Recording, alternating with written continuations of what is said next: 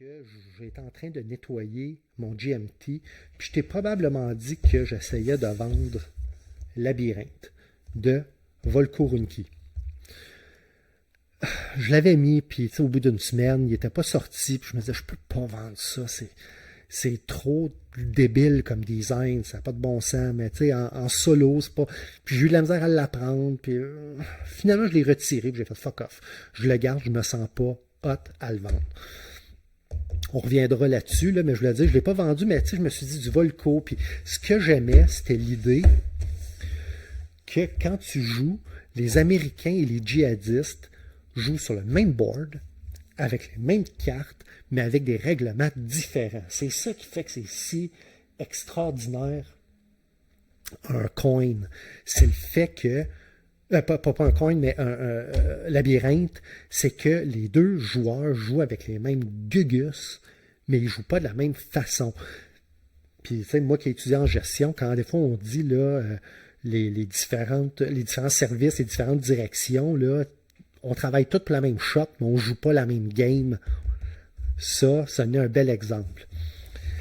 Après avoir fait ça, Volko, il dit, mettons que je voudrais péter mon système puis le rendre encore plus asymétrique. Puis là, je t'ai quasiment vendu la mèche. J'ai réussi à mettre la main sur le premier coin, Indian Abyss. Pourquoi Indian? Honnêtement, le thème Fire and the Lake m'intéressait plus. C'était-tu Distant Plain en Afghanistan m'intéressait plus. Mais le théâtre d'opération, ici, était assez moderne pour m'intéresser. Parce que j'aime pas là, les affaires, là, Première Guerre mondiale, Deuxième Guerre mondiale, la guerre de Napoléon. C'est pas ça qui m'allume. Les conflits modernes, il y a quelque chose là qui m'intéresse plus à essayer. Et le fait que c'est le premier, tout le monde dit, c'est le système, il est pur, il marche bien. Des fois, quand c'est le premier jeu, il peut être un petit peu... je vais dire, là, il tousse un peu, mais ici, semble-t-il, ça tousse pas zéro, pas pantoute, ça marche très bien. Fait que j'ai réussi à en trouver une copie en super de bel état et encore plus signée par Volko lui-même. Le gars qui me l'a vendu, c'est quand il me l'a remis, il dit hey, mon Dieu, j'aurais pu te demander un premium dessus parce qu'il est signé. Je pense qu'ils se sont rencontrés à une convention qu'il y a à Montréal, là, qui est le STAC. Alors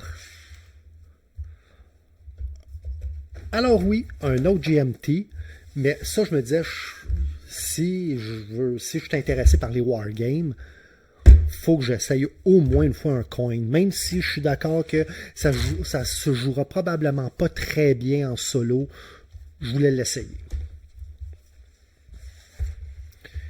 Monsieur. Là, ma caméra va tomber. Je vais essayer de te déplier ça au complet.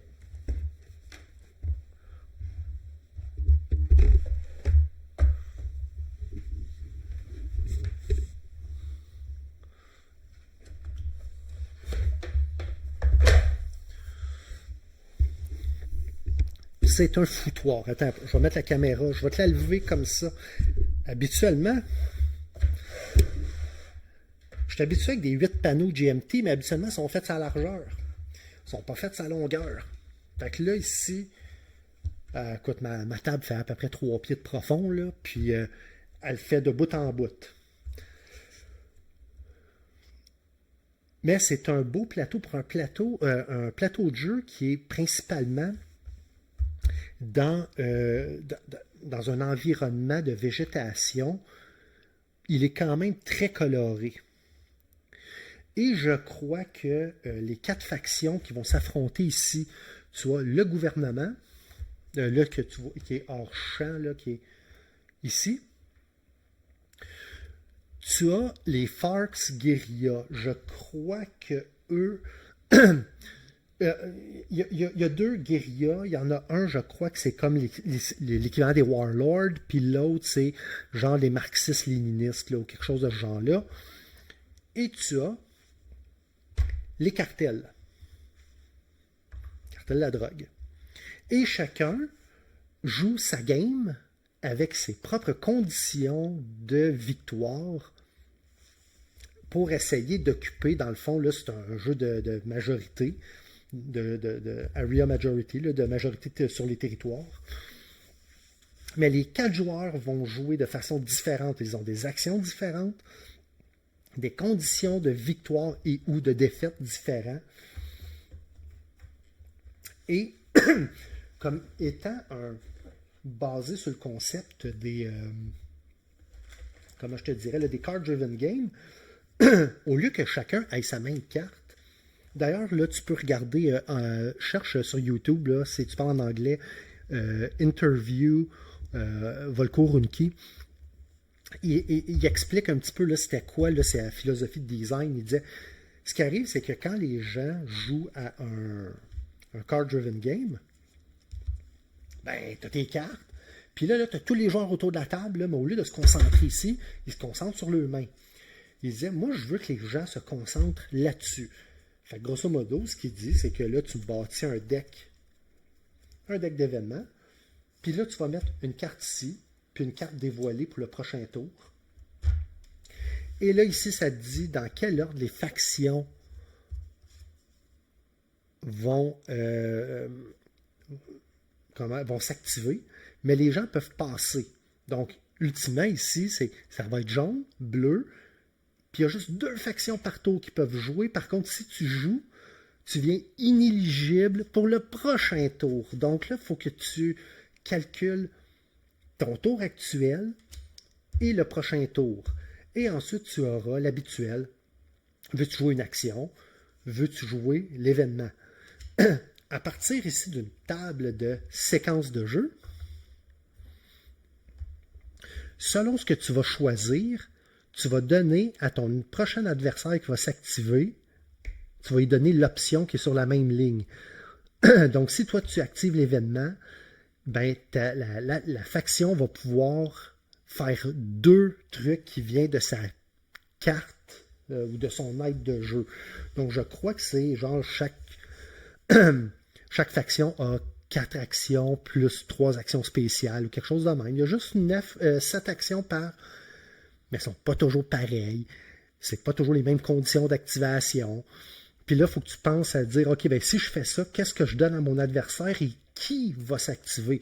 Peut-être que l'adversaire que tu vas activer, là, il est tellement en retard sur la game que dans ton analyse de risque, tu dis, bah, m'en sac un petit peu.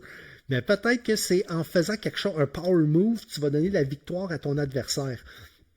Je trouve qu'il y a quelque chose, là, philosophiquement, là, d'un point de vue gaming, qui est vraiment pété là-dedans. Je sais qu'on est rendu, là, je pense que c'est à 14 ou à 15 coins.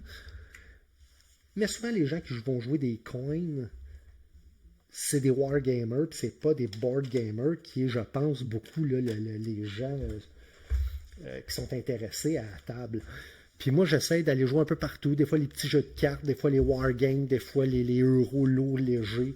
J'essaie d'aller un peu partout. Et ça, quand j'ai vu l'opportunité de sauter là-dessus, je l'ai pris sans tarder. Wow! Ça fait 1 heure, 4 jeux de déballer avec toi. J'espère que tu as aimé ça. Donc, il va y avoir évidemment un show là, sous forme podcast où je vais mettre les 4, puis à un moment donné, je vais faire 4 segments, puis on va mettre ça sur la chaîne aussi. Fait que il va y avoir les chapitres. Fait que tu t'es rendu à la fin. Tu as probablement vu les chapitres, sinon il va y avoir des petits épisodes. Puis moi je saute sur mon autre vrai déballage avec un cellophane, puis on s'en va pas bientôt à la table. Salut là!